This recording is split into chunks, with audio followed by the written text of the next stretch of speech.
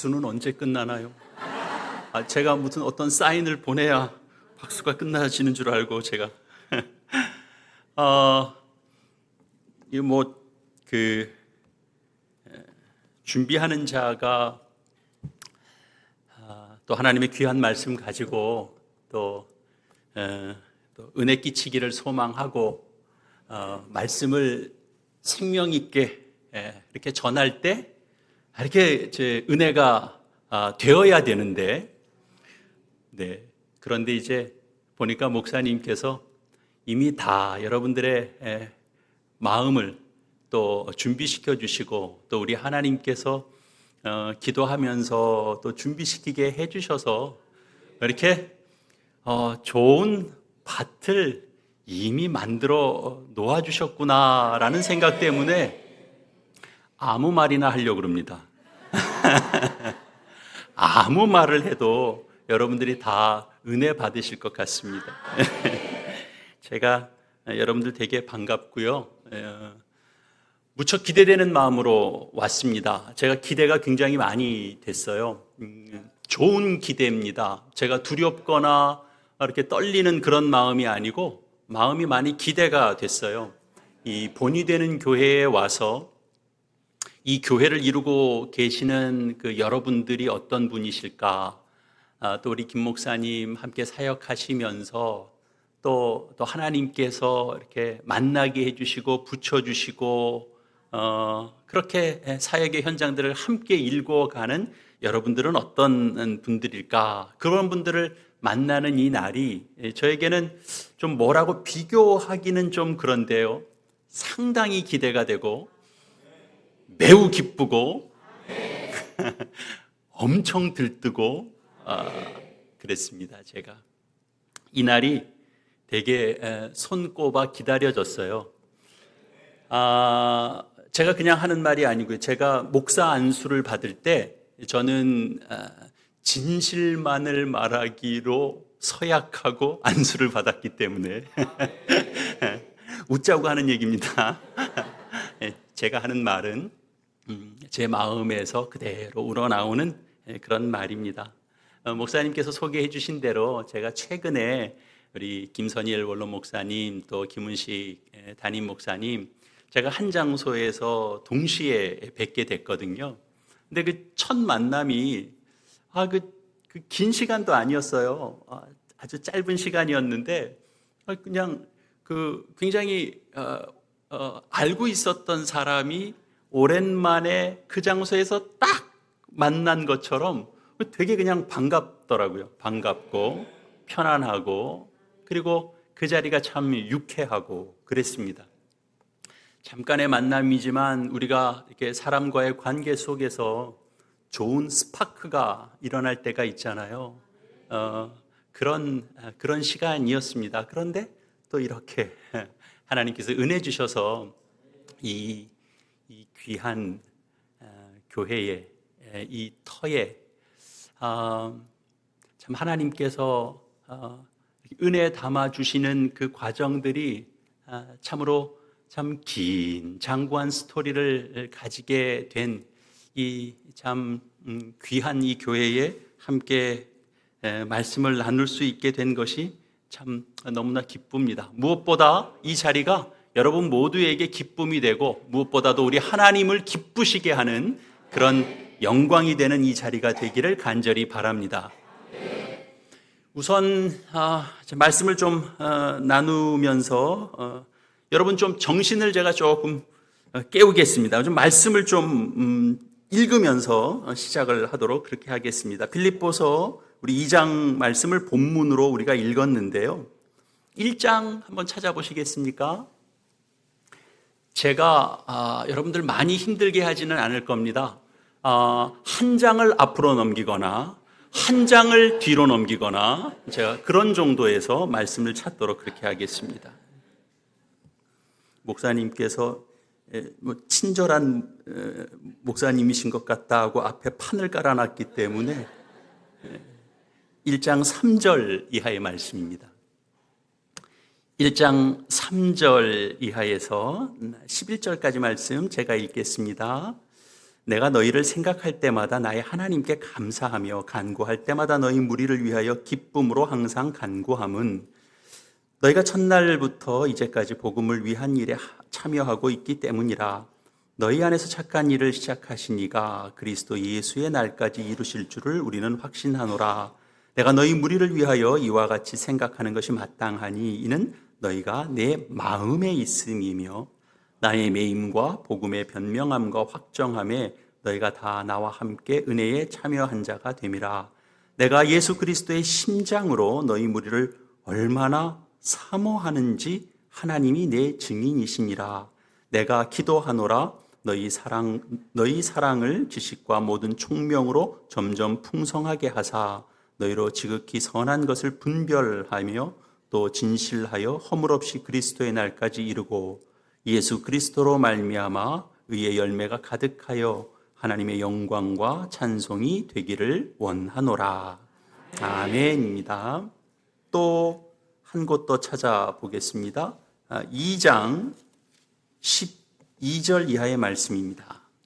2장 12절에서 15절까지 말씀 제가 다시 한번 읽겠습니다. 그러므로 나의 사랑하는 자들아, 너희가 나 있을 때뿐 아니라 더욱 지금 나 없을 때에도 항상 복종하여 두렵고 떨림으로 너희 구원을 이루라. 너희 안에서 행하시는 이는 하나님이시니 자기의 기쁘신 뜻을 위하여 너희에게 소원을 두고 행하게 하시나니 모든 일을 원망과 시비가 없이 하라. 이는 너희가 흠이 없고 순전하여 어그러지고 거스르는 세대 가운데서 하나님의 흠없는 자녀로 세상에서 그들 가운데 빛들로 나타내며. 앞에 읽은 1장 3절에서 11절 그리고 2장 12절에서 15절 말씀은 사실 내용을 이렇게 읽으면서 비교해 보면 많이 유사한 내용입니다. 어떤 점이 좀 유사한가? 우선 이 두 단락 모두 빌립보 교회의 그 교우들을 향한 사도 바울의 마음이 표현되어 있습니다.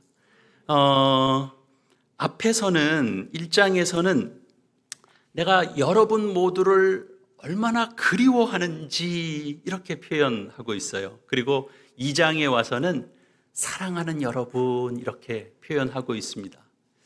그리고 또 닮은 꼴이 또 있어요. 뭐냐면 이 빌립보 교회를 향한 하나님의 이 주도하심에 대한 내용들이 여기 담겨져 있는데 1장 6절 말씀 다시 한번 보시면 너희 안에서 착한 일을 시작하신 이가 그리스도 예수의 날까지 이루실 줄을 우리가 확신하노라 이렇게 되어 있습니다.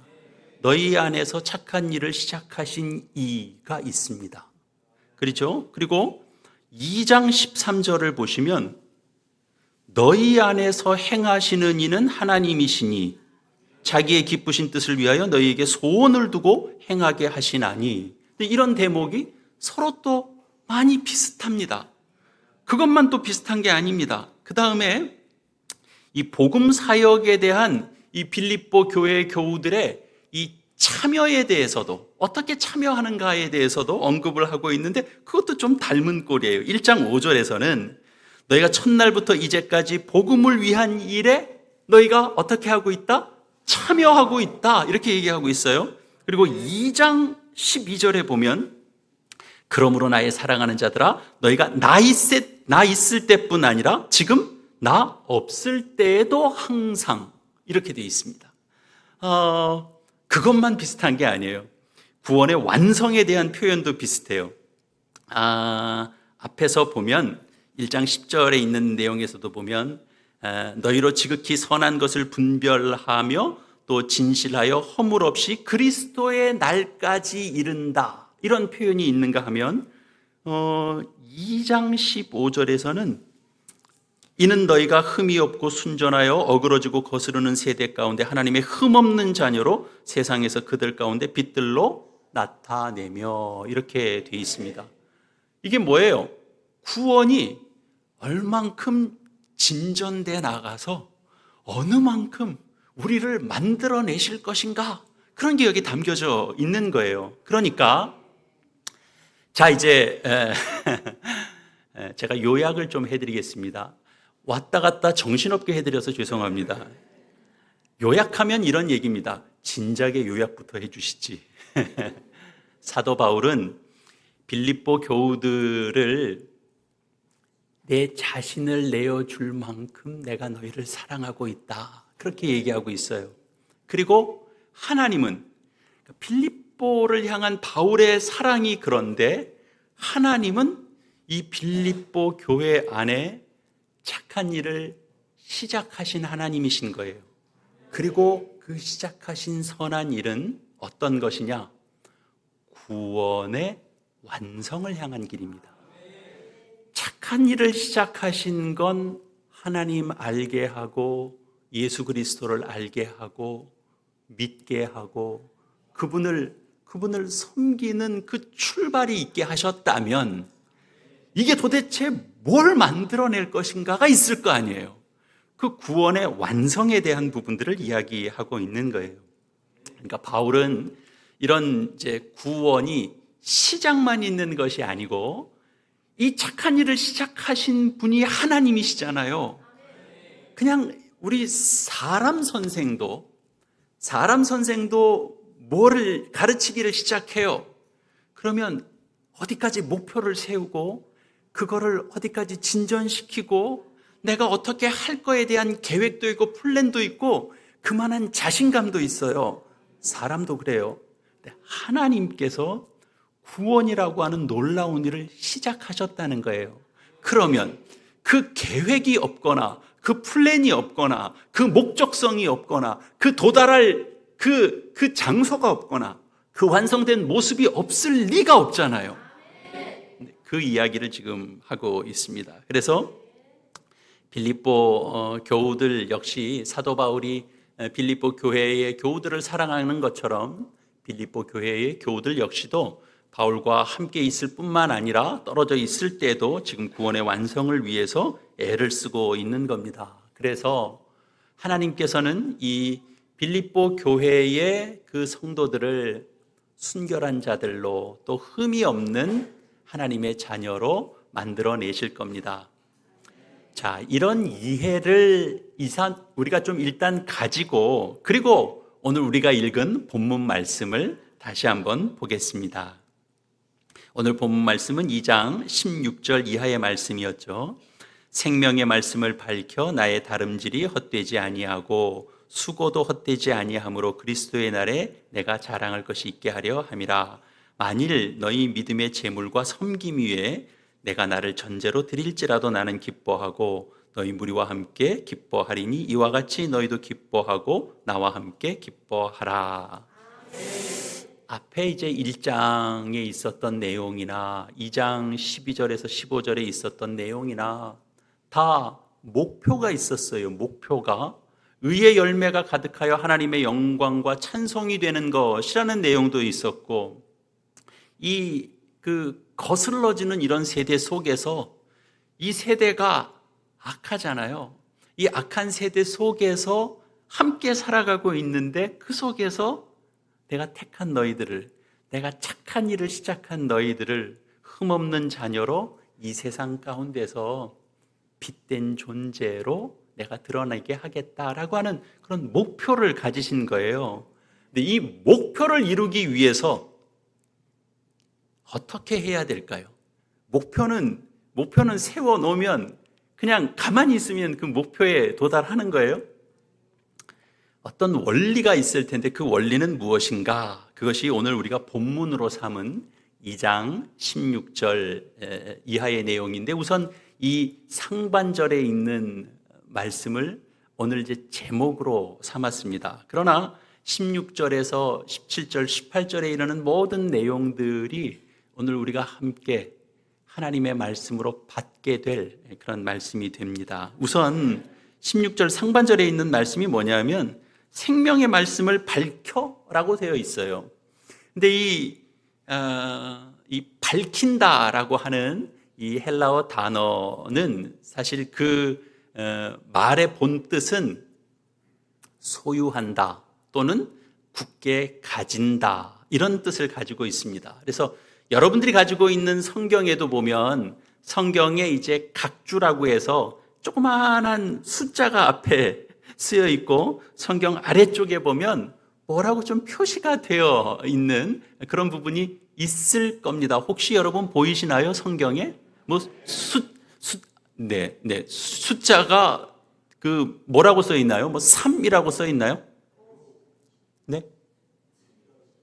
몇 자로 뭐라고 써 있죠? 네.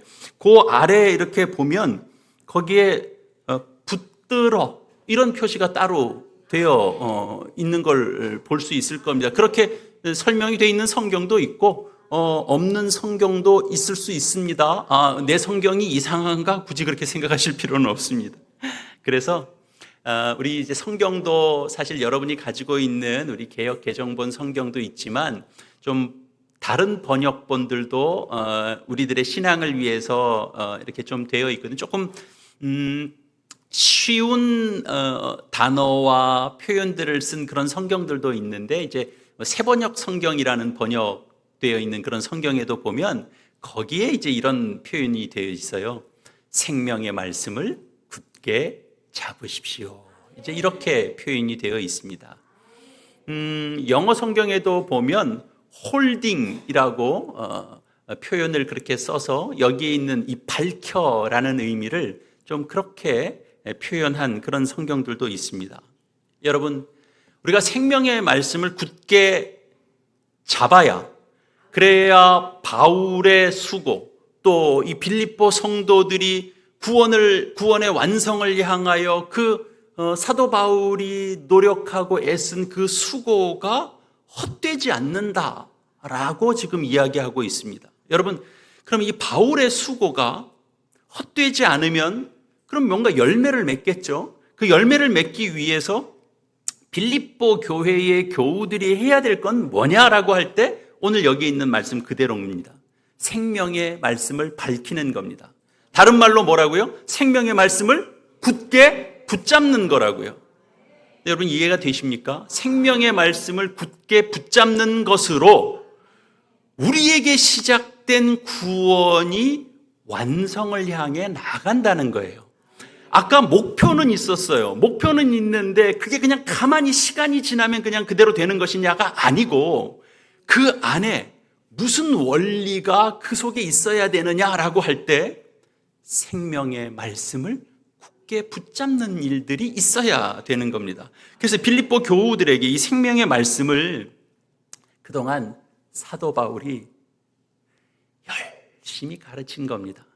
열심히 가르친 그 하나님의 말씀, 그것이 이제 생명의 말씀입니다.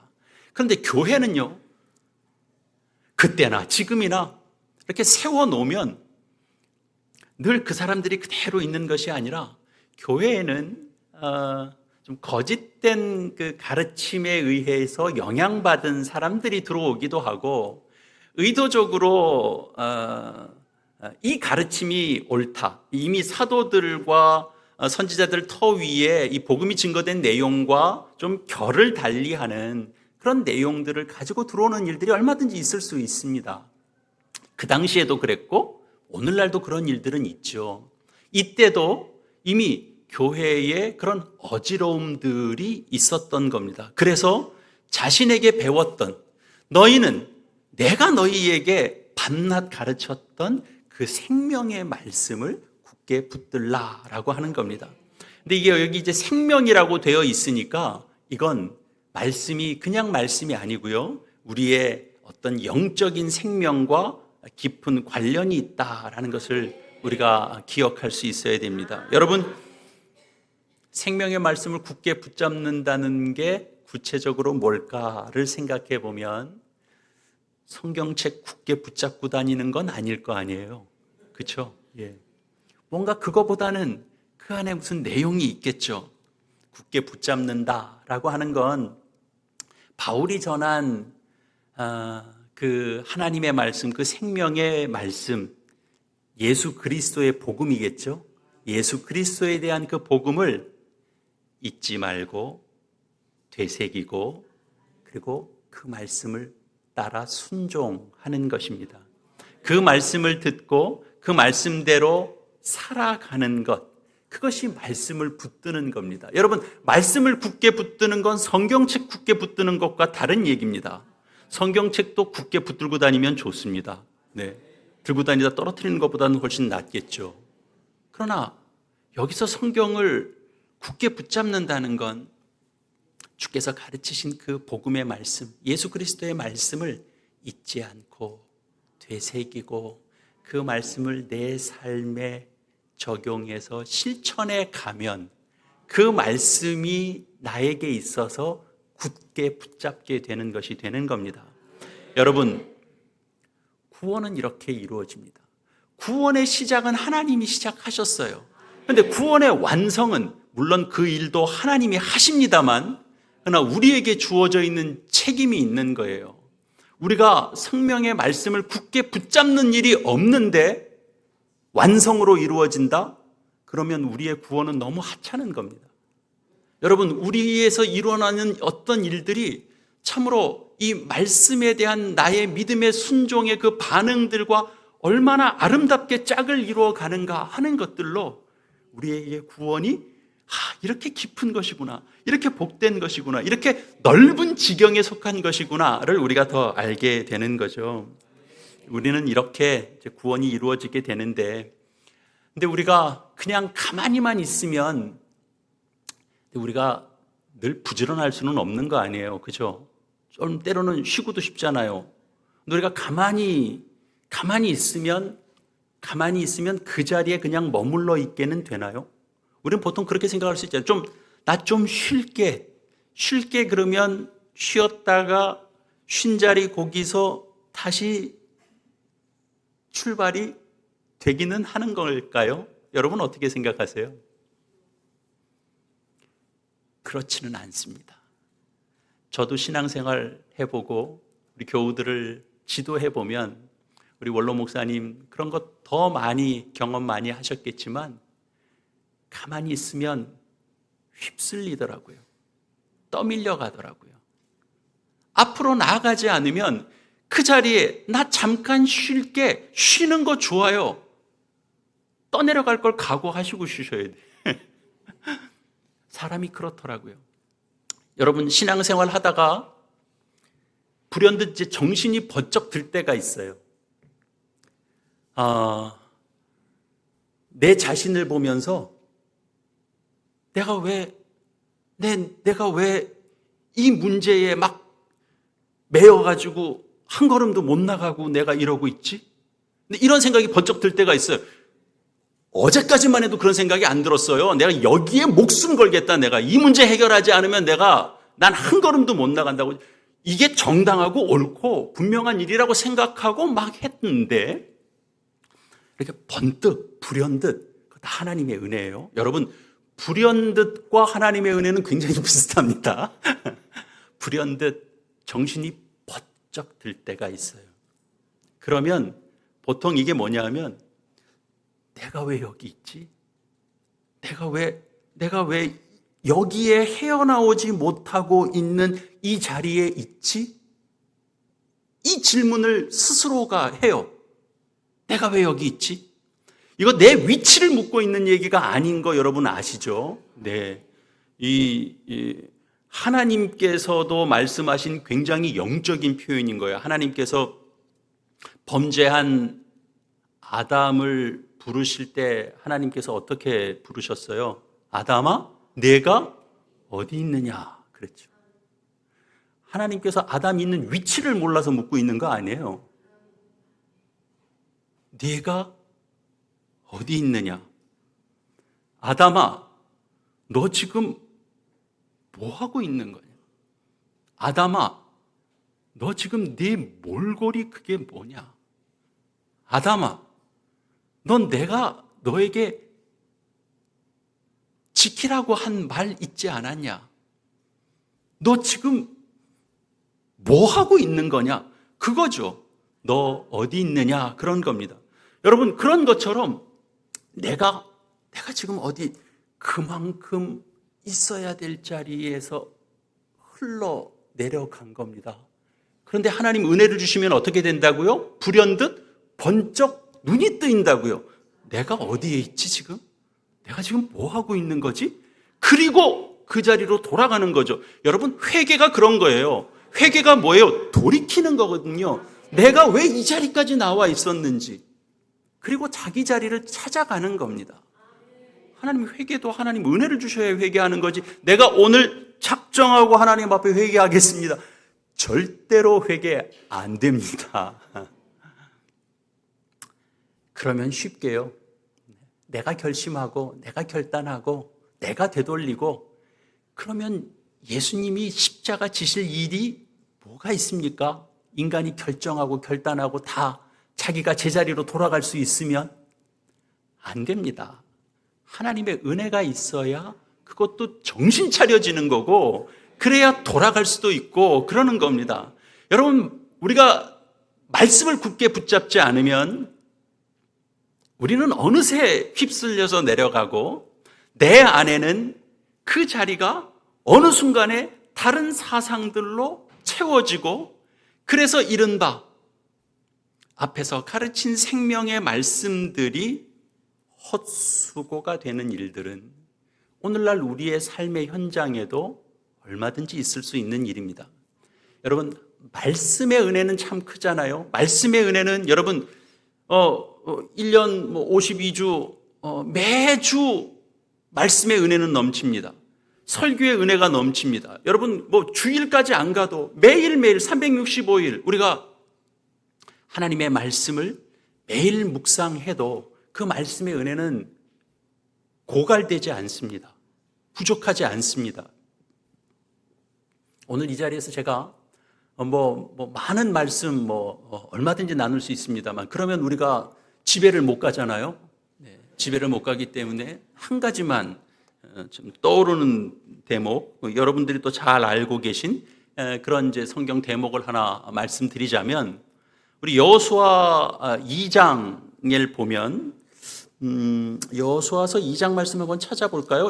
오늘 빌립보서 본문 말씀 이렇게 좀 표시를 좀 해주십시오. 예, 이렇게 좀 표시를 해주시고 여호수아 말씀 잠깐 찾아보겠습니다. 여호수아 2장 말씀입니다. 구약성경 321페이지 어간에 있습니다. 다 읽지는 않을 거고요. 우리가 좀 기억하기 좀 쉬운 2장 8절 이하의 말씀 좀 보겠습니다. 몇 절 제가 읽겠습니다. 여호수아 2장 8절 이하의 말씀입니다. 또 그들이 눕기 전에 라합이 지붕에 올라가서 그들에게 이르러 말하되, 여호와께서 이 땅을 너희에게 주신 줄을 내가 아노라. 우리가 너희를 심히 두려워하고 이 땅 주민들이 다 너희 앞에서 간담이 녹나니, 이는 너희가 애굽에서 나올 때 여호와께서 너희 앞에서 홍해의 물을 마르게 하신 일과 너희가 요단 저쪽에 있는 아모리 사람의 두 왕 시온과 옥에게 행한 일, 곧 그들을 전면시킬 일을 우리가 들었음이니라. 우리가 듣자 곧 마음이 녹았고 너희로 말미암아 사람이 정신을 잃었나니, 너희의 하나님 여호와는 위로는 하늘에서도 아래로는 땅에서도 하나님이시니라. 아멘. 여기 이제 여호수아 2장에는 여호수아가 그 이스라엘 백성을 이끌고 이제 가나안 땅으로 들어가기 전에 정탐꾼을 이제 보내는 장면이 기록되어 있어요. 여러분, 정탐꾼을 보내는 이유는 뭡니까? 정탐꾼이 들어가면 뭘 파악해야 되죠? 정탐꾼이 하는 일은 정보를 갖고 들어와야 됩니다. 근데 은밀한 정보, 그러니까 정탐꾼이 들어가서 파악하지 않으면 얻을 수 없는, 뭔가 그 안을 침투해서 들어갔으니까 그 안에 들어가서 보고 느낀 그런 정보가 있어야 되잖아요. 근데 그 정보는 또 드러나지 않는 것들, 그 현장에 가지 않으면 알 수 없는 것들, 그런 것들을 살펴서 파악해내야 되는 겁니다. 그게 정탐꾼의 임무입니다. 그래서 다양한 사람들이 모여들 수 있는 장소를 좀 물색하다가 라합을 이제 만나게 된 겁니다. 그런데 라합을 만나기 전에 이 정탐꾼의 어떤 사정이 어떠했는지 여러분 한번 생각을 해볼 필요가 있습니다. 여러분, 이 정탐꾼들의 마음이 어땠을 것 같습니까? 이들이 정탐하러 들어갔는데 마음이 그다지 좋지 않았을 겁니다. 왜냐? 사람은 예전 사람이나 지금 사람이나 외형적인 특징들이 먼저 눈에 들어오는 법입니다. 그렇죠? 큰 거, 작은 거, 튼튼한 거, 허접한 거, 이런 게 눈에 들어오는 겁니다. 근데 이들이 여리고성을 봤을 때 만만해 보였겠습니까? 이 성이 허접해 보였겠습니까? 이들 입장에서 보면 만만해 보였겠습니까? 그렇지 않았을 것이거든요. 사실 이들의 마음이 녹아 있었을 겁니다. 돌아가서 좋은 소식을 전해야 되잖아요. 그리고 뭔가 할만하다라는 정보를 전해줘야 되잖아요. 그런데 사실 이들의 마음은 상황이 좋지 못했을 것 같아요. 근데 여러분, 그 와중에 누구를 만난 거예요? 라합을 만난 거예요. 라합은 이들이 이스라엘의 정탐꾼이라는 사실을 이미 한눈에 보고 알아채렸어요. 그래서 이들을 라합이 숨겨줬어요. 라합은 그가 가진 직업상 사람들이 은밀히 나누는 그런 은밀한 이야기들을 쉽게 접할 수 있는 직업군에 속해 있어요. 그래서 사람들이 나누는 은밀한 정보를 그 자리에 함께 있다가 같이 듣는 그럴 수밖에 없는 그런 위치에 있는 거예요. 근데 라합을 통해서 듣게 된 내용이 뭔가 하면 정탐꾼의 입장에서 얻고자 하는 내용과는 좀 다른 내용이에요. 이 사람이 얻고 싶은 정보는 좀 더 눈에 보이고 손에 잡히는 그런 정보, 그런 것들을 사실은 더 원했어요. 그런 것들을 정탐하려고 들어온 거예요. 그런데 라합이 하는 말은 여리고 안에 가장 깊은 내부에 그 사람들의 심리 상태가 어떤지를 라합이 알려줬어요. 여호와께서 이 땅을 너희에게 주신 줄을 내가 아노라. 이 땅을 여호와가 너희에게 주신 줄을 아노라. 우리가 너희를 심히 두려워하고 이 땅 주민들이 다 너희 앞에서 간담이 농나니. 이게 무슨 소리일까? 사실 정탐꾼들이 이미 그 외형에 이미 주눅들어 있었을 거라는 거죠. 그런데 그런 상황에서 아주 놀라운 정보를 준 거예요. 여러분, 정보도 이렇게 이제 그 급이 있어요. 급이 아무 데서나 얻을 수 있는 정보가 있고 아주 고급 정보가 있잖아요. 여러분, 지금 정탐꾼의 입장에서 여기 들어왔어요. 근데 이 성 주민의 심리 상태가 지금 반쯤 녹아 있다라는 정보는 허접한 정보예요? 고급 정보예요? 고급 정보예요. 그건 겉으로 봐서는 보이지 않는 내용이에요. 여러분, 우리가 신앙생활 할 때 내가 정말 좀 알고 싶어 하는 내용 혹시 성경에 잘 나와 있던가요? 제가 하려고 하는 말은 이런 겁니다. 여러분들이 현실에서 겪을 때 내 자녀가 어느 학교에 진학해야 될까를 고민할 때 성경을 아무리 찾아도 어느 대학에 가라는 말씀은 없어요. 여러분, 내가 진로를 결정하고 싶어요. 내가 이과를 갈지 문과를 갈지 내가 좀 이 활동량이 많은 그런 직업군을 선택해야 될지 책상에 앉아서 그런 사무직을 보는 게 내 진로에 더 맞는지 고민스러울 때가 있어요. 그 정말 고민스럽잖아요. 그 사람한테는. 그 고민을 가지고 아무리 성경을 읽어도 너는 문과가 네 적성에 맞다. 이 대목은 신구약 아무리 읽어도 없어요. 내가 언제 결혼을 해야 될지, 내가 어떤 사람과 결혼을 해야 될지, 내가 이 산은 가야 되겠는데 동쪽으로 가야 될지 서쪽으로 가야 될지 그런 거 제일 닥친 문제라고요. 여러분 그렇지 않아요? 그것만큼 더 중요한 문제가 어디 있어요? 난 그것 때문에 잠을 못 자는데, 근데 그것 때문에 성경을 읽어서 성경에서는 뾰족한 답이 있다 없다? 없어요. 궁금할 때가 많죠. 아무리 성경을 찾아도 그 답이 없어요. 우리는 사실 눈에 보이고 손에 잡히고 계산해서 나오는 정보, 그런 정보를 늘 우리는 얻기를 원해요. 그러나 말씀은 우리에게 어떻게 말씀해 주냐 하면 눈에 잘 보이지 않고 계산할 수도 없고, 그런데 힘과 위로가 되는 말씀을 우리에게 주세요. 그건 사실은 내가 원했던 내용은 아니에요. 그런데 하나님은 하나님의 말씀을 통해서 우리의 가장 근본에 있는 것들을 건드려 주시는 거예요. 우리가 꼭 손에 잡히는 것을 요구할 때 하나님은 그것보다 더 큰 것을 주세요. 우리는 그거를 나한텐 답이 안 돼 이래요. 그 실력이 없어서 그러는 거예요.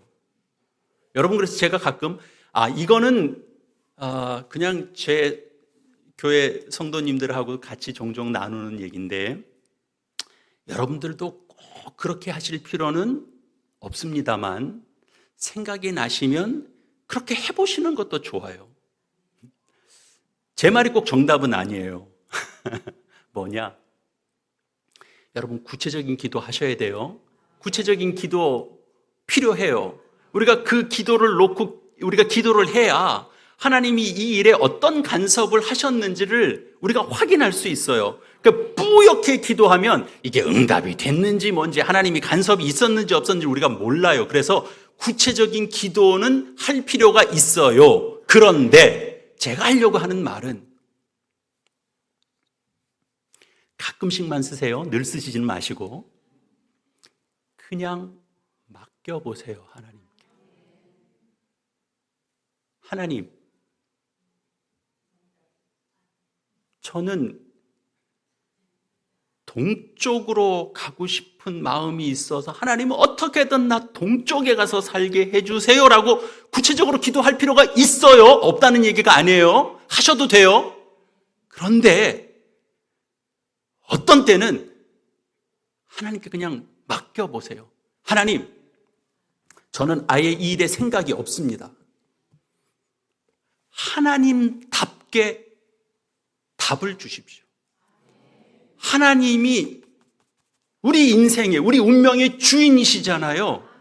그러니 하나님, 제가 어떤 것은 결제 서류를 하나님 앞에 드릴 때도 있지만 하나님, 그냥 저 하나님께 맡깁니다. 그런 기도도 할 때가 찾아옵니다. 그런 거죠. 제가 하고 싶었던 건 그런 겁니다. 우리는 이렇게 구체적인 것을 확인해야만 우리가 뭔가 답을 얻은 것 같이 느껴질 때가 있는데, 그러나 그것보다 훨씬 더 고급한 정보는 뭐냐면, 내가 두려워하고 있는데 나 세상 어떻게 살까? 내가 지금 이런 상황에서 난 누구를 의지하면서 살까? 난 내 마음이 이렇게 무너져 있는데 난 뭘 바라봐야 될까? 난 이 세상이 너무 무서워. 난 두려워. 그런데 하나님이 우리에게 말씀해 주시는 거예요. 생명의 말씀으로 고급 정보를 주시는데, 야, 간담이 녹은 건 네가 아니라 사단이 간담이 녹았다. 그래서 어떻게든 누구 하나라도 물귀신처럼 붙잡고 늘어지려고 지금 그러고 있다. 네가 두려워할 건 사실 없다 라는 걸 우리에게 말씀해 주시면, 그러면 사실 인원 한두 가지에 걸려서 못 넘어가던 마음들이 다른 힘을 받아요. 여러분, 사단이 이미 한 방 먹어서 이미 제정신이 아니다. 사단은 예수 그리스도의 뒤꿈치만을 어떻게 상처를 줬을 뿐인데 지금 사단은 지금 뒤통수가 완전히 날아갔다. 그 정보를 우리에게 주시는 것이 생명의 말씀이라고요. 여러분, 그러니까 말씀의 은혜를 받으면 말씀의 은혜에 붙들려 사는 사람은 히브리서에는 어떤 표현이 있는지 여러분 혹시 기억하시는 분이 있을 수도 있는데 히브리서에는 이런 표현이 하나 등장해요. 그 믿음장의 11장에 보면 이렇게 괄호로 묶여져 가지고 이런 사람들은 세상이 감당하지 못한다. 예. 벌써 이렇게 본이 되는 교회는 앞에만 살짝 건드려주면 그 다음은 막 나오네요. 네. 이렇게 늘 말씀을 가까이 하시는 제가 어떤 때는 앞에서 이런 사람은 세상이 그래도 아무 반응이 없어요. 그러면 제가 다 얘기를 해야 되는 거죠. 다 얘기하고 여러분들도 이 얘기 다 아시는 말씀이시잖아요. 그러면 네, 그러시죠. 그렇습니다. 이런 사람은 세상이 감당하지 못합니다. 여러분, 하나님이 하시는 일이 뭐겠습니까? 하나님이 즐겨 하시는 일은 이 세상 사람들이 구원 얻는 일입니다. 생명을 얻는 일입니다. 그런데 여러분, 생명 얻는다, 구원 얻는다, 생명 얻는다, 너무 많이 듣는 말이라서 이게 어떨 때는 별로 감이 잘 안 올 때가 있어요. 그건 너무 뻔한 거 아니에요? 구원 얻고 생명 얻는 거? 그런데 그렇지 않아요.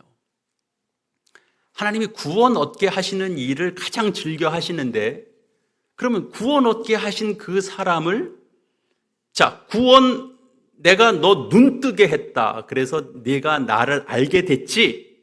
넌 감사하면서 살아야 돼. 그리고 하나님께서 그 다음 일을 진행하시지 않는 게 아니고 하나님은 이 구원 얻게 한 자를 어떻게 하시냐면 교회를 이루게 해요. 교회를 이루게 해서 교회 안에서 신앙생활을 하게 해요. 그래서 뭘 기대하느냐 하면 우리가 믿음 주셔서 우리가 교회에 오면 결국은 우리가 교회 생활을 하면서 아까 제가 얘기했던 것처럼 믿음 생활하고 신앙 생활하고 우리가 지금 여기 얘기하고 있는 것처럼 상반기 동안 열심히 신앙 생활해서 결국은 세상이 감당치 못하느니라. 하나님 말씀 사모하고 주를 예배하는 자리 사모하고 그리고 믿음을 지켜 나가려고 애쓰고 말씀 붙들고 굳게 서려고 하는 자는 세상이 감당치 못하느니라를 만들어내신다고요. 그건 한 번 만들어내고 끝나는 게 아니고 오늘도 만드시고 내일도 만드시고 계속 만들어 가세요. 여러분, 밥은 한 번 먹으면 끝나요? 아니에요. 내일 또 먹어야 돼요. 여러분, 우리의 자람이라고 하는 것은 그런 거예요. 어제 자란 만큼 자라고 오늘 자란 만큼 또 자랄 거예요. 여러분이 뭐 키가 더 크겠어요? 또 다른 게 뭐 자라겠어요? 여러분이 속이 자랄 거예요. 여러분이 더 깊어질 거예요. 저는 교회 안에서 여러 번 봤고요. 앞으로도 교회 안에서는 그런 일들이 계속 있을 거라고 저는 확신하는데 교회 안에서는 무슨 일이 있냐면요. 예수 믿어도 고난당해요. 교회 안에서도 고난당하는 사람들이 있어요.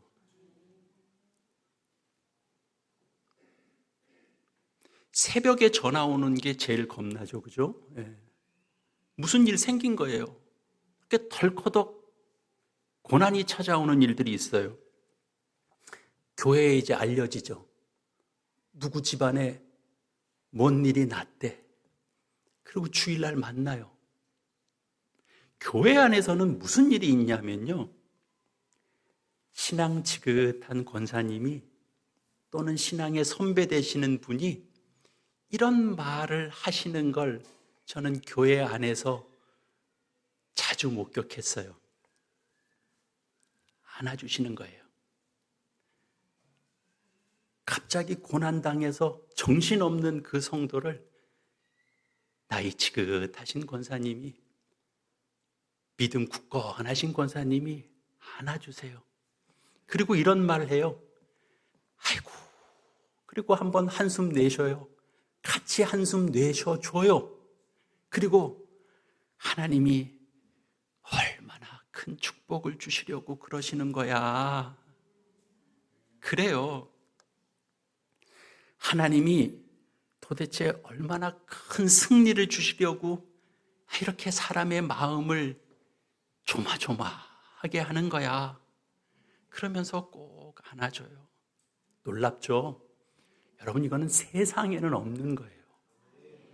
여러분, 이건 세상에는 없는 거예요. 그래서 세상이 감당치 못해요. 여러분, 어려움 당하고 힘든 일 당할 때 내가 뭘 했어? 기도 생활 잘하라 그랬지. 내가 예배 때 빠지고 기도 모임 하자 그럴 때 빠지고 내가 그럴 때 알아봤어. 요런 마음 들 때 있잖아요. 그죠? 요런 마음 들 때. 요런 마음 들 때, 마음을 갖는 것까지는 괜찮아요. 입 앞에선 딱 닫으셔야 돼요. 네. 그건 우리의 역할이 아니에요. 우리 입 앞까지는 우리가 나올 수 있는데 그걸 잘 붙드는 것도 말씀의 능력이에요. 그렇습니다. 얼마나 큰 복 주시려고, 얼마나 큰 승리를 경험케 하시려고 그런 말을 할 수 있는 것, 그것이 교회가 만들어내는 참 놀라운 은혜입니다. 그런 말 하면 누구는 아유, 사람 속도 모르고 이런 말을 한다, 그럴지 모르겠어요. 그러나 그렇지 않습니다.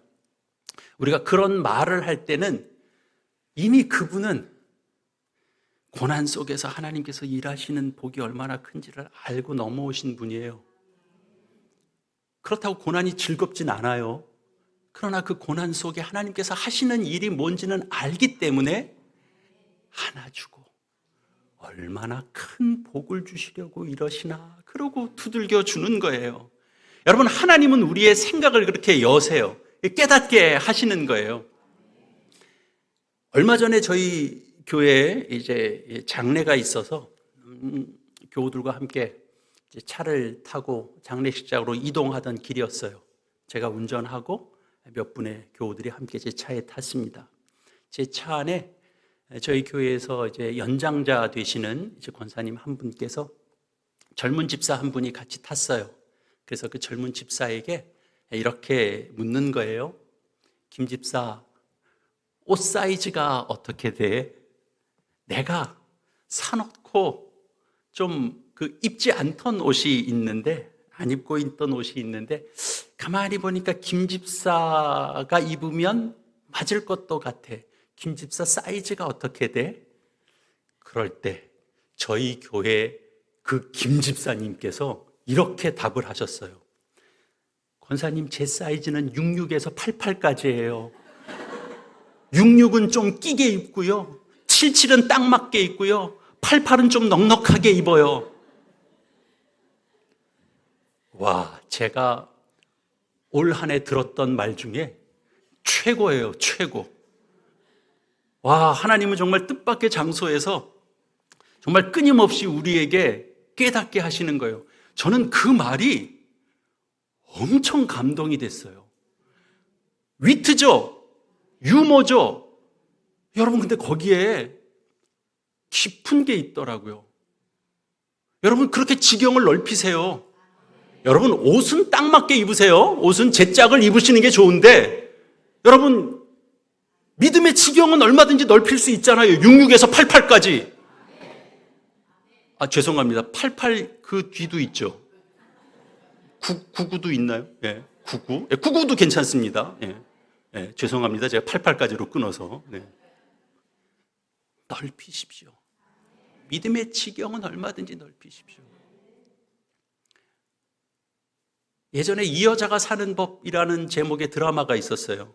약간 인기가 있으니까 그 다음에 후속편으로 나온 드라마 제목이 뭐냐니까 이 남자가 사는 법이에요. 그 제목으로 계속 장사해 먹는 거예요. 제가 그래서 그 다음에 생각났어요. 뭐 이 여자가 사는 법만 있고 이 남자가 사는 법만 있냐? 신자가 사는 법도 있다. 그런 거죠. 신자가 사는 법. 신자는 주의 말씀 속에서 주께서 알게 해 주시는, 아까 뭐라 그랬죠? 고급 정보. 세상엔 몰라요. 하나님 자녀의 자리에 들어오니까 이 말씀이 눈에 보이는 거예요. 여러분, 생명이 구원 얻게 하는 말씀인 거 맞죠? 그런데 이거 길 가는 사람한테 줘서 읽어보면 그 사람이 읽으면 자동적으로 구원이 되나요? 아니에요. 하나님의 그 특별한 은혜가 있어야 돼요. 읽어도 아무것도 안 보이는 사람이 있어요. 그런데 하나님의 말씀을 대하면서 여기서 계속, 세상에는 없는 고급 정보가 계속 나오는 거예요. 이 말씀 속에. 그럼 또 보죠. 여러분 어디서 거기에만 특별한 정보가 있다 그러면 매일 보지 않겠어요? 성경 안에 사실은 우리가 신자가 사는 법, 신자는 이렇게 사는 거예요. 세상과 같이 살지 않아요. 뭔가 독특하게 살아요. 그런데 거기에 맛이 있어요. 거기에 특별한 게 있어요. 거기에 재미가 있는 거예요. 그래서 여러분의 지경을 넓히시면서, 여기 오늘 제가 여호수아 말씀을 잠깐 예로 들었습니다만, 거기에 보면 바로 하늘에서나 땅에서나 오직 신은 하나님뿐이시다. 우리의 구원은 오직 예수 그리스도께만 있다. 성령님께서 우리에게 알게 해 주시죠. 여러분, 이것을 어떻게 적용해야 되는가? 여러분, 무엇을 놓치면 안 되느냐 하면, 여러분 말씀을 늘 기억해야 되는 겁니다. 하나님께서 여러분 교회 공동체에 착한 일을 시작하셨다라는 사실을 여러분들 기억해야 됩니다. 여러분 그 말씀을 늘 믿어야 됩니다. 여러분들 안에 하나님께서 이미 소원을 두시고 하나님께서 그 착한 일, 그 선한 일을 이미 시작하셨어요. 하나님은 그 일에 어떤 모양으로든지 지금 여러분의 인생 가운데 참여하고 계십니다. 여러분의 이 교회 여정을 살펴보시면 하나님의 말씀이 이 자리까지 인도해 오셨다라는 것을 부정할 수가 없죠. 여러분, 이 교회를 어떻게 책임지고 어떻게 인도하고 어떻게 운영하고 어떻게 버텼겠습니까? 하나님께서 우리에게 알려주신 이 계시의 말씀이 없었으면, 그리고 시시각각 우리로 하여금 깨닫게 하시는 성령의 은혜가 없었으면 우리가 이 자리까지 어떻게 오게 됐겠습니까? 여러분, 우리가 다 잘 순종해서 여기까지 온 것만은 아닐 겁니다. 우리는 아직 부족합니다. 우리는 아직 말씀에 대한 이해도 부족합니다. 우리의 순종도 연약합니다. 그러나 그럼에도 불구하고 하나님은 지금까지도 성령과 말씀으로 우리를 여기까지 인도해 오시는 겁니다. 제가 교회를 시작할 때도 참 독특한 은혜가 있었습니다. 목사님도 처음에 교회 시작하고 그럴 때도 아마 하나님 앞에 간절히 기도하셨겠습니다만, 저는 그냥 제가 그런 기도를 하게 되더라고요. 아주 교활한 기도죠. 가만히 생각해 보면. 하나님, 제가 아까 그랬잖아요. 제가 구체적인 기도 잘 안 합니다. 하나님, 뭔지는 몰라요. 저는 뭔지는 모르는데, 제가 이제 교회를 시작하면 어려운 일도 있을 텐데 제가 버텨야 되잖아요. 그죠? 근데 하나님 살아계신 거를 내가 잊을 수가 없는 목회자여야 교회를 지켜낼 거 아닙니까? 그래서 제가 이제 그렇게 기도하는 거예요. 하나님, 제가 한 10년쯤, 아니 한 20년쯤 우려먹을 만한 은혜를 주십시오. 그러면 제가 교회 시작하지만 앞으로 어렵고 힘들 때가 있어도, 하나님, 나 교회 시작할 때 우리 하나님이 정말 내가 상상도 못하는 일을 이렇게 준비하셔서 만나게 하시고, 그거 계속 1년, 2년 우려먹으면 어때요, 그거? 그러면서 제가 10년을 버티고 20년을 버티고 할 수 있도록 그 정도쯤의 급으로 은혜를 좀 아주 교활한 기도를 제가 하나님께 드렸습니다. 제가 이제 준비했던 그런 이제 교회 개척의 모양이 있었는데요. 제가 있던 교회는 이제 남포교회라고 잠실에 있어요. 교회 규모도 있어서 그래도 이제 교회에서 좀 오래 사역했던 목사님들 개척할 때는 교회가 또 예산을 마련해서 참 좀 적극적으로 도와주시기도 하시는 이제 그런 교회입니다. 어쨌든 제가 기도 준비를 해가면서 이렇게 쭉 지내가다가 제가 이렇게 교회를 처음 시작하려고 했던 어떤 모양이 있었어요. 그래서 그게 저는 확신이 들었고 제 담임 목사님께도 말씀드렸고 그리고 교인들에게도 이게 기도회 마지막 자리였습니다. 5번 5주 동안 이제 제가 개척을 시작하는 일을 위해서 기도했는데 마지막 날 제가 이제 그 얘기를 한 겁니다. 저는 교회 개척을 이렇게 하렵니다. 그랬더니 또 교인들이 걱정도 하면서 또 박수도 쳐주면서 격려도 하면서 그렇게 됐어요. 그런데 이제 일이 좀 잘 안 됐습니다. 늘 사람의 계획이라는 게 늘 그런 것 같습니다. 제가 교회 개척을 준비하는 그 과정에서 길에서 제가 어떤 분을 한번 만났는데 그분이 저를 알아봤어요. 노성환 목사님, 요즘 교회 개척 준비하시느라고 많이 힘드시죠? 이러고 물어보시면서 저는 이제 그렇게 저는 이제 잘 모르는 분이에요. 저를 이제 알아보니까. 그리고 이제 교회 개척 준비하시느라고 힘드시죠? 그러니까 이제, 교인이시구나. 주보에서 다 보시고, 저를 이제 알아보시고 하는 말이구나. 예. 근데 이제 그분이 이제 하시는 말은 뭐냐면,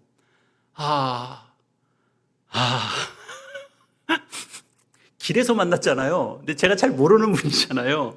근데 그분이 저한테 이렇게 물었어요. 처음엔, 목사님, 남포교회는 목사님 한 분 개척시키는데 얼마 지원해 줍니까?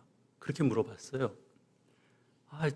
그러더니 그러면 그 혹시 나가서 사는 그 주택을 위해서 혹시 지원해 주는 건 있습니까? 있으면 얼마 지원해 줍니까?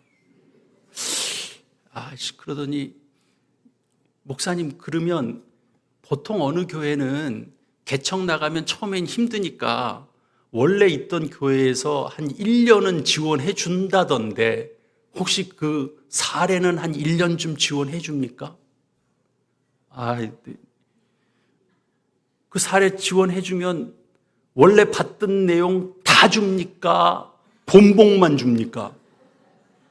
그러니까 처음에는 관심 있게 물어보니까 저도 좀 대답을 했어요. 그런데 다 돈 얘기잖아요. 제가 교회 생활하면서 여러분도 혹시 여기 사역하시는 목사님 뵈면 목사님 사례는 구체적으로 얼마를 받으십니까? 이런 거 안 물어보시잖아요. 그런데 처음에 저를 길에서 보고 하나 대답해 줬으면 그 정도쯤 그렇군요 그러고 마무리를 하셔야 되는데 계속 물어보니까 제가 좀 살짝 마음에 이제 불쾌감 정도가 이렇게 조금 들어왔죠. 이제 그러고 교회는 제 뜻하는 바대로 진행이 잘 안 되고 저희 담임 목사님은 다시 개척할 장소를 좀 알아봐서 교회 개척을 준비하셔라. 그렇게 이제 말씀을 하셨는데 저는 이제 딱 어떤 마음이냐면 맥이 좀 풀리더라고요. 이렇게 좀 준비해오던 게 그냥 탁 진행이 안 되는 상황이 되니까 그리고 교회는 다 공포는 했는데 그거는 이제 아닌 게 됐고 그리고 다시 준비하라 그러니까 근데 뭘 어디서부터 다시 봐야 되나 그러고 있는데 목사님한테서 전화가 왔어요. 교회의 김 장로님한테 전화를 한번 해봐라. 김 장로님이 어디를 한번 데리고 갈 거다. 알겠습니다. 그래서 장로님께 전화를 했더니 어디를 좀 같이 갑시다 그래요. 이제 어느 장소를 저를 이끌어 갔어요. 상가 3층이에요. 혹시 목사님 여기 장소가 어때요? 그런데 조금 주택가 조금 안쪽이긴 한데 볕이 참 잘 들어왔어요. 저는 그냥 느낌이 좋았어요. 공간이 크지는 않았지만 여기서 시작을 하면 좋을 것 같다 그런 생각도 좀 들었어요. 그런데 이제 그 장로님께서 이 장소를 목사님이 교회를 하시겠다고 하면 5년간 무상으로 제공을 하시겠다고 하는데 목사님 한번 해보시겠습니까? 그러는 거예요. 그런 분이 계세요. 그리고 이제 제가 기도하고 여기서 시작을 하겠다 마음을 먹고 그리고 그 건물주를 만나게 됐죠. 누가 나왔었겠어요?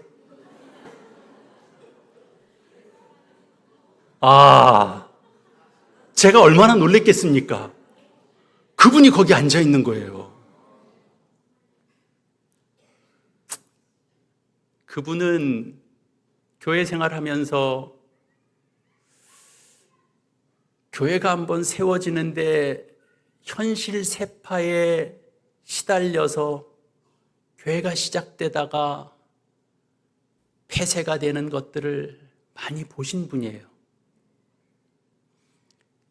본인은 기도보다 현실적으로 뭘 좀 돕고 싶은 마음을 예전부터 갖고 계신 분이에요.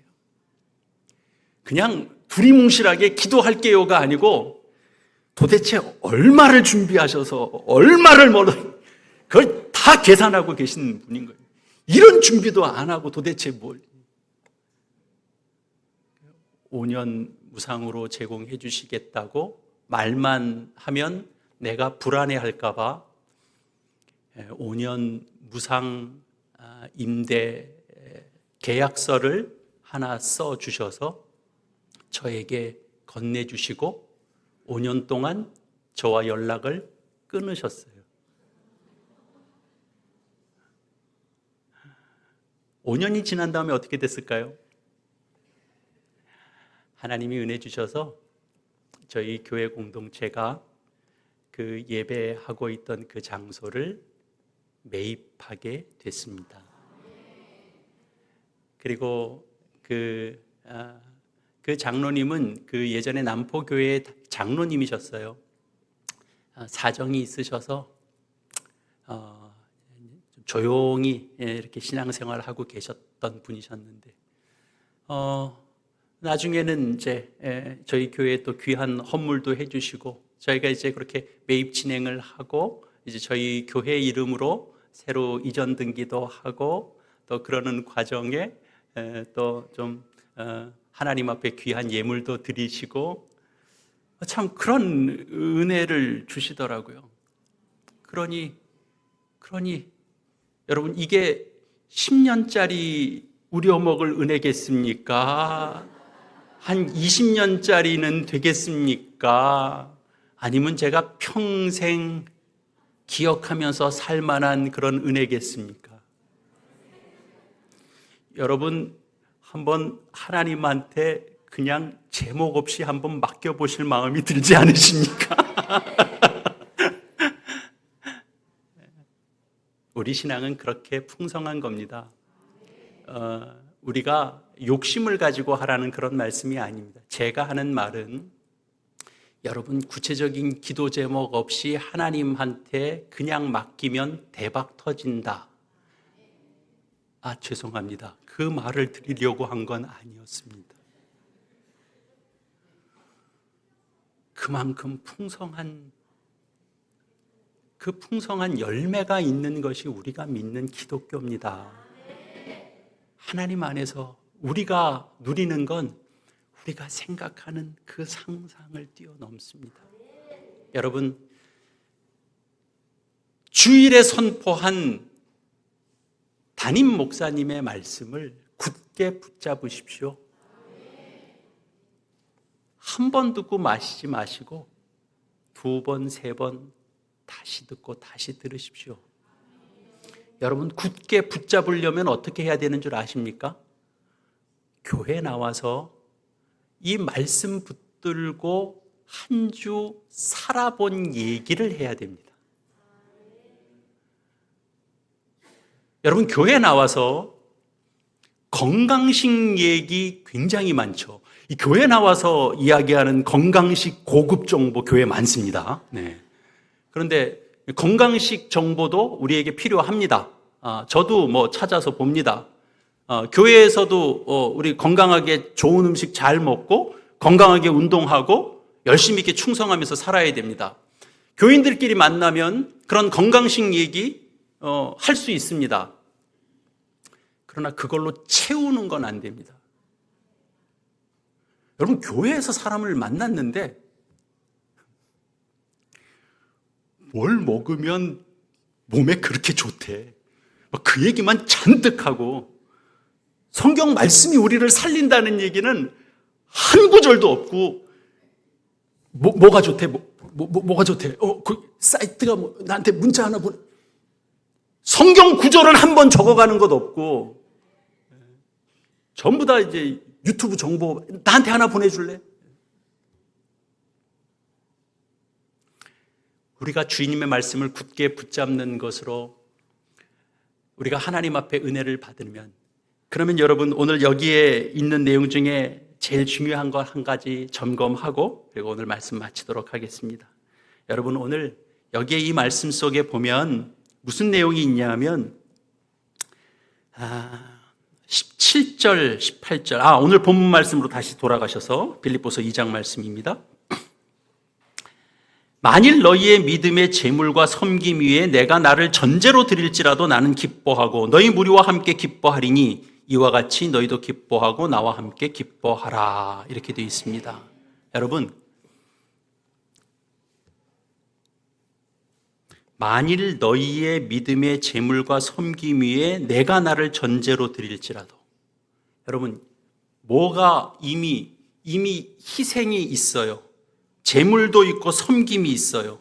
근데 그 위에 내가 전제로 드리겠다고 그래요. 이 전제는 뭐냐 하면, 예전에 구약 백성들이 하나님께 제사를 드릴 때 양이나 소를 희생시켜서 피를 그 제물 위에 부어야 됐습니다. 그래야 제사가 완성이 되는 거예요. 그래야 예배가 성립이 되는 거예요. 그런데 바울이 이렇게 얘기하고 있는 거예요.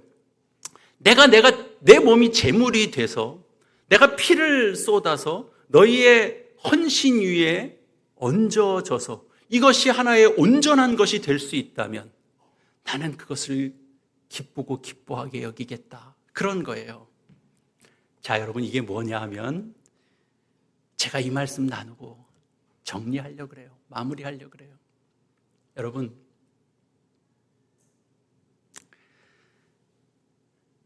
앞선 섬김이 있어요. 여러분, 우리 숟가락 하나 얻는다 그런 얘기 있잖아요. 앞선 섬김이 있고 앞선 희생이 있어요. 그런데 그걸 온전하게 하는, 그 재물이 온전한 재물이 드려지려면 뭐가 부어져야 된다고요? 전제가 부어져야 된다. 근데 그걸 어떻게 하겠다? 사도 바울이 내 존재가 전제로 부어질지라도, 바쳐질지라도 나는 기뻐한다라는 거예요. 그러면 여러분, 앞선, 지금 이 자리까지 오는데 그 안에 흘렸던 희생과 섬김이 있어요. 그러면 그 섬김이 헛되지 않고 가치가 있고 하나님 앞에 온전히 드려지는 것이 되기 위해서는 뭐가 있어야 된다는 거예요? 그 위에 동일한 섬김이 함께 더해져서, 그래서 하나님 앞에 온전한 제사로 드려진다고요. 여러분, 이 교회는 앞선 이들의 헌신과 희생이 있었습니다. 버티는 믿음이 있었습니다. 그 위에 섬김이 더해졌습니다. 여러분들이 더하신 겁니다. 그러면 온전해지는 겁니다. 풍성해지는 겁니다. 여러분, 이렇게 달려오신 거고요. 여러분, 앞으로도 그렇게 갈 겁니다. 여러분, 이런 섬김을 바울이 누구한테 배웠겠어요? 예수 그리스도에게서 배운 거예요. 예수 그리스도는 온전히 섬김으로 그를 하나님께 드린 분이세요. 바울이 그걸 받겠죠. 그러니까 자신도 그렇게 섬긴다는 거예요. 그런데 놀라운 대목이 하나 있는데요. 빌립보서 4장 16절 말씀 한번 보세요.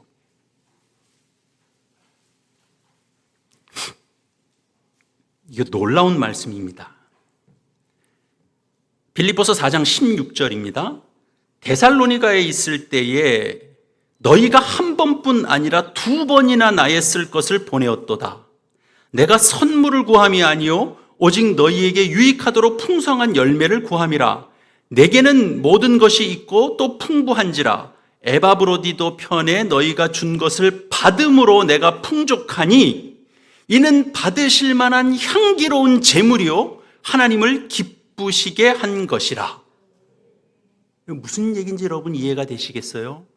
여러분, 바울은 지금 그 교회가 지금 바울에게 하고 있는 그 섬김과 헌신, 그리고 물품을 보내주고 그리고 헌금해서 보내주는 것, 이것을 뭐라고 그래요?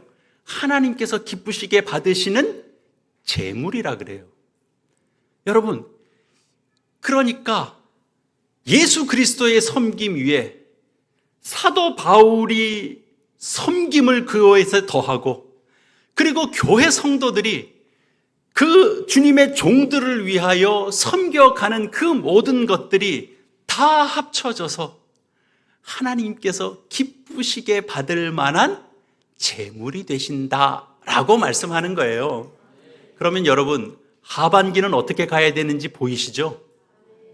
지금까지는 여러분들이 어떻게 달려오신지 여러분들도 스스로 아실 겁니다. 하반기를 향하여 여러분 달려나가실 때 여러분, 섬김 위에 섬김을 더하십시오. 희생 위에 희생을 더하십시오. 그래야 뭐가 된다고요? 그래야 온전해진다고요. 교회가 온전해진다고요. 놀라운 은혜입니다. 여러분, 이 말씀의 은혜 속에 이것을 붙들고 세상과 다른 믿음을 가지시고, 여러분, 세상이 감당치 못한 믿음의 사람으로 우뚝 서시기를 바랍니다. 하나님이 이 교회 위에 세상이 감당치 못하는 교회 공동체로 세워주실 것입니다. 은혜 풍성한 교회로, 할 말 많은 교회로, 30년짜리 우려먹을 거 많은 교회로 기도하시겠습니다.